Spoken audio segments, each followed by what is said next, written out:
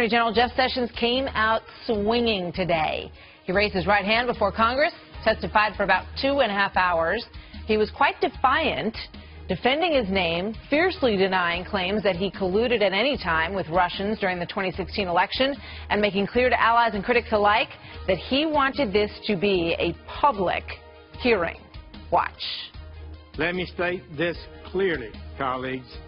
I have never met with or had any conversation with any Russians or any foreign officials concerning any type of interference with any campaign or election in the United States. Further, I have no knowledge of any such conversations by anyone connected to the Trump campaign.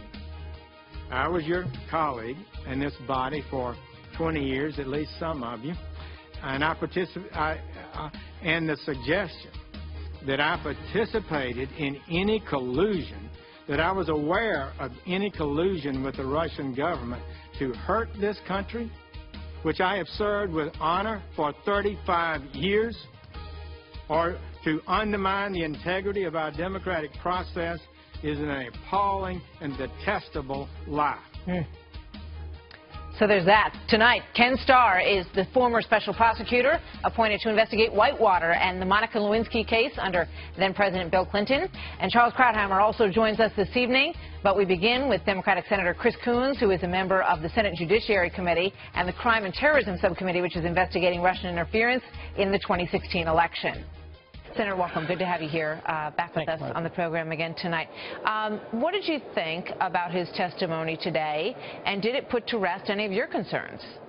Well, that opening quote was classic Jeff Sessions. He is tough, he's combative, and he stood up for himself admirably in his testimony today in front of the Senate Intelligence Committee. The question that I have had all along was one that I raised this morning in front of the Oversight Committee, the Appropriations Subcommittee that's responsible for the Justice Department budget, where he didn't appear but instead sent his deputy. And that was whether or not Attorney General Sessions violated his recusal.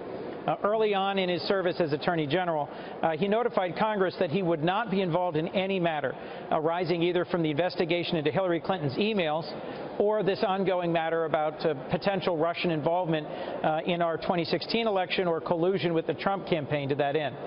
And it seems to me that the memo that was sent by Rod Rosenstein, the Deputy Attorney General, to Attorney General Sessions explaining why he thought FBI Director Comey should be fired directly addressed one of those two matters. All right, so I asked Rod Rosenstein, why doesn't this violate the scope of his recusal? Yeah, I mean, it's ironic because, you know, a lot of Democrats say, well, obviously the president had decided he was going to fire the FBI director no matter what. So I'm not sure why there's so much concern about, you know, Sessions' role in it, given the fact that the argument made from your side has been that the president had decided that long ago on his own. But I do want to get through a couple of things here. This is Senator Tom Cotton, and I want to play this for you and get your thoughts on it. What do we think happened at the Mayflower? Do you like spy fiction? Have you ever, in any of these fantastical situations, heard of a plot line so ridiculous that a sitting United States senator and an ambassador of a foreign government colluded at an open setting with hundreds of other people to pull off the greatest caper in the history of espionage? Senator Coons, what did you make of that? Well, Senator Cotton certainly put that question well. I would say part of why these questions have come over and over to representatives of the Trump administration is because there were a series of episodes that were not appropriately initially disclosed. Say, for example, the extent to which former National Security Advisor Mike Flynn represented foreign interests and failed to report them, or the extent to which Jared Kushner had meetings with Russian leaders early and explored a back channel in a way that was designed to avoid But for the purposes of this hearing, which is what we were watching today, the question that was dangled by James Comey was, you know, well, there's a third meeting here, and we really can't talk about it in this open session. And also he said, you know, I knew that Senator Sessions would recuse himself for reasons that I can't really go into here. So he dangled a lot specifically about Attorney General Jeff Sessions.